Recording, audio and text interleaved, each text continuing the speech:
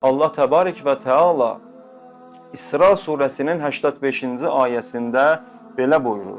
Əuzu billahi minəşşeytanirracim.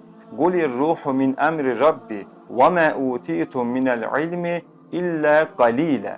De, ruh Rəbbimin əmrindəndir sizə.